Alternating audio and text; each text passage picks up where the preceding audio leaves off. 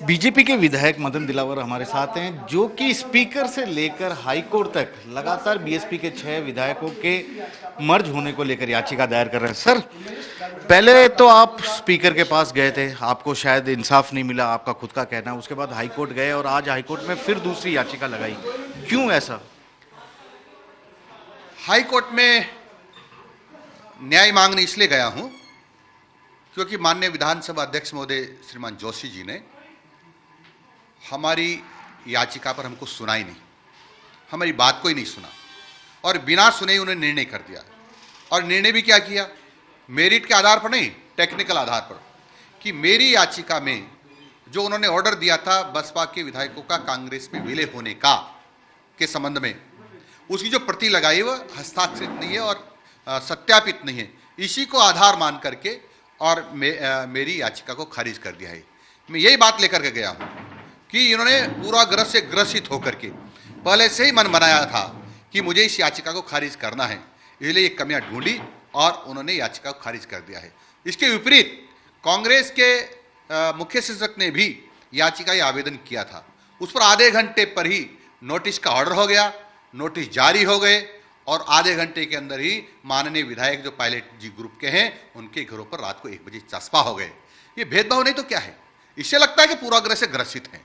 लेकिन कल जो आपने हाईकोर्ट में याचिका दायर की थी, जिसको हाईकोर्ट ने सारहीन बता दिया था, होमवर्क आपकी कमी थी सर, या आज उसको कमी को दूर किया गया? कुछ स्पेशल पॉइंट जो आप ऐड करना? सारहीन बताने का कारण ये था कि हमने ये भी कहा था कि हमारी याचिका को माननीय अध्यक्ष महोदय नहीं सुन रहे हैं और माननीय अध्यक्ष महोदय ने जो हाईकोर्ट में जो कारण बताए वो भी उचित नहीं थे। ये थे कि विधानसभा स्थगित हो गई थी। अरे विधानसभा स्थगित हो गई थी तो मैंने तो 6 तारीख को लगाई थी, फिर जो आपने बीच में भी 3rd सप्ताह में भी विधानसभा बुलाई थी, उसके बाद भी आपने कामधाम किया है। राज्यसभा चुनाव आए हैं, उसकी तैयारी की है, विधानसभा में बैठे हैं, तो फिर कह रहे हैं कि फिर कोरोना आ गया और कोरोना के बाद भी इतने दिनों से कामधाम सारा चल रहा है, कर्मचारी ऑफिसेज में जा रहे हैं, फिर भी आपने नहीं किया। इससे साफ झलकता है कि उन्होंने केवल मुझे मेरी याचिका को हाई कोर्ट में निरस्त कराने के लिए इसको डिले आदेश दिया है। और डिले इसलिए मानता हूं मैं क्योंकि उन्होंने 22 तारीख को आदेश देने के बावजूद भी मुझे आदेश की कॉपी नहीं दी है।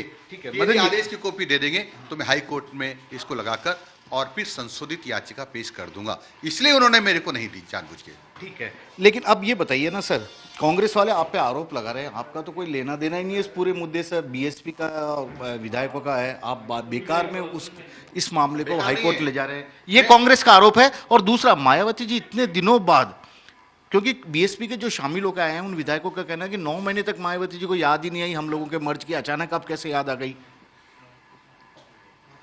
मैं उन एमएलए के बारे में कुछ नहीं कहना चाहता, वो क्या कहते हैं क्या नहीं कहते हैं, क्योंकि उनमें से तो कई एमएलए कहते हैं हमारे को रोका गया विपक्ष के एमएलए में से, और फिर कहते हैं हम समझ गए हैं। तो ये कोई लेन देन के मामले होते हैं। गहलोत जी ने पहले ही कहा था कि बकरा मंडी में जैसे बकरे खरीदते हैं वैसे, तो बकरा मंडी वो बकरे मानते इनको, तो उन्होंने भी खरीदा होगा, इसलिए तो बकरे उन्होंने कहा। इसलिए इनके बारे में मुझे कुछ नहीं कहना। लेकिन सुप्रीम जो बसपा की है, उस सुप्रीम कोर्ट जाने की बात मैंने भी सुना है उनके मुंह से टीवी पर, तो उनकी बात वाजिब इसलिए है कि कोई भी खंड पार्टी दूसरी पार्टी में विलय नहीं होती है। ये राष्ट्रीय पार्टी है, राष्ट्रीय पार्टी की जो अध्यक्षा है मायावती जी हैं, उनकी सहमति और अनुमति के बिना एक काम नहीं हो सकता था विलय का, जो गलत हुआ है। जी, एक आखिरी सवाल, आप तो वरिष्ठ राजनीतिज्ञ भी हैं, राजनीति को बहुत करीब से जानते हैं, क्या आपकी यह कोशिश राजस्थान में बीएसपी और बीजेपी के पास आने का एक मौका नहीं होगी? देखो, मैं भविष्यवक्ता नहीं हूं, लेकिन राजनीति में कभी स्थायी दुश्मन और स्थायी मित्र नहीं होते हैं। बहुत बड़ी बात कही है कि राजनीति में कोई स्थायी दुश्मन और स्थायी दोस्त नहीं होता। लेकिन अपनी याचिका को लेकर यह भी कहा कि जिस तरह का टेक्निकल पॉइंट के आधार पर उसे खारिज किया गया, अब नए सिरे से उन्होंने हाईकोर्ट में दायर कर दी है। कैमरामैन दिनेश कुमावत के साथ श्रीवत्सन, जयपुर न्यूज़ 24।